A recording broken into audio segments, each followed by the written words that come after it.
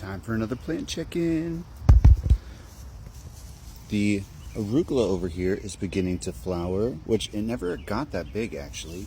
Then we've got all the cilantros flowering, which my sister said that means they're actually like done producing like cilantros. But you know, I'm kind of excited to see how this goes anyway. And the dills are almost as tall as I am, Jesus. So big, starting to flower. And the little chive has only 2 shoots, but they're both thick and juicy. They're both really good ones.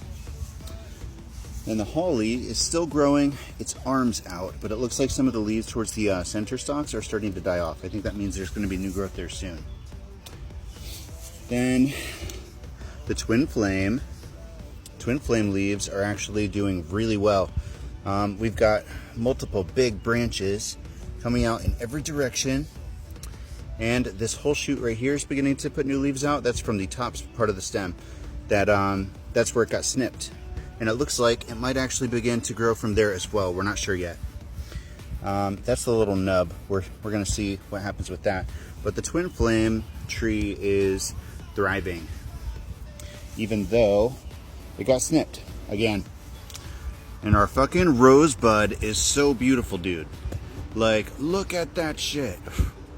I cannot even believe it. Our baby rosebud's all grown up. And she's thirsty again. Holy shit. But look at that color. It's almost like red-orange, which I didn't anticipate it being so vibrant, but I'm absolutely in love with this plant. It's going to make a fantastic bonsai, and the buds aren't so big that, like, if the bonsai tree was that tall in general, like this tall, and it branched out a bunch of ways, then that would be the perfect size for the buds to bloom. And the tatsoi mustard is almost as tall as the cilantro now. It's beginning to flower as well, which that's so cool to look at, man. I really like this, but it's definitely killing off all of its leaves. The second rose bush has had a lot of ants and shit on it, but it's still providing new growth down at the bases. So most of these sticks down at the bottom looks like they clung to life.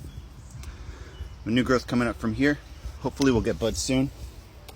The tatsoi mustard is ponytailed, and I don't know what the hell is going to happen here next. This is like this is not what I was anticipating, but this is kind of crazy.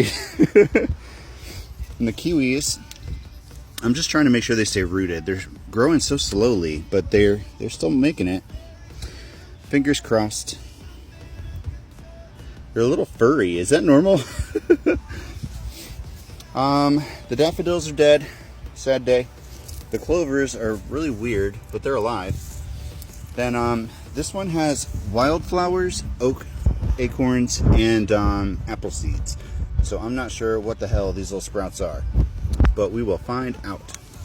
This is the mint and the basil. They're still duking it out, survivor style. Actually, the acorn might be in this one. I don't remember.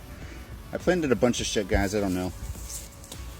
And the cuttings, we have a little bit of progress on the honeysuckle, but everything else doesn't look so good. This is still green stem, so this could still shoot off.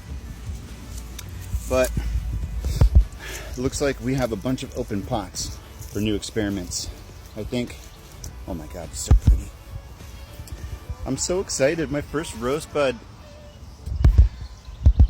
Granted, that was the bush that I got from Home Depot.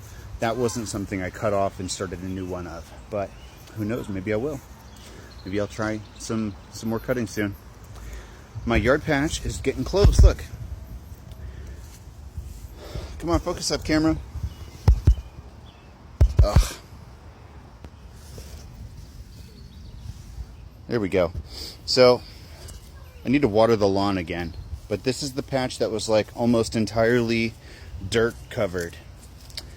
And you can see underneath of like here, that's closer to what it looked like before. This is what it is now, which is not green yet, but it's almost there. And it's actually like a lot of grass growing in too. So I am very excited. And my clovers are growing back. My yard clovers. Come on, camera. Oh, there we go. My coverage of clovers is beginning to bounce back. This is my favorite clover triangle. This is where I ground all the time, and it's almost exclusively clovers now. But that means it's almost time for a hunt for another 4-leaf clover. We've got a bunch over here too. Ta-da! Plants. And I still have to figure out what I'm doing with these because they don't get as much sun as they do over by the fence. But these are really cool pots and I don't want to leave them empty. One of them's got to go for the twin flame, I think. The twin flame tree is going to get transplanted once it's like safe and comfortable again. Because I don't think bunnies will be able to hop into a big pot. Like this, Peter Rabbit cannot get into that. There we go. I don't think Peter Rabbit will be able to jump into this one. So, it's not very bonsai friendly, you know, like that one would probably be better for bonsai. But Peter Rabbit could still reach that. This one feels like it'll be better protected. So that's my plan. I gotta get rid of this this Rubbermaid that I used for the bird. I just haven't wanted to touch it because of avian flu. I like how in the moment I'm like, what's rabies? What's avian flu? And I just touch all the animals. And then afterwards I won't touch anything that I used to touch the animals. ADHD, I don't know. OCD maybe. Look, it's so vibrant, even from here. My little rosebud. I'm so excited. I'm gonna do this later because I can't do it right now. Nope. Nope.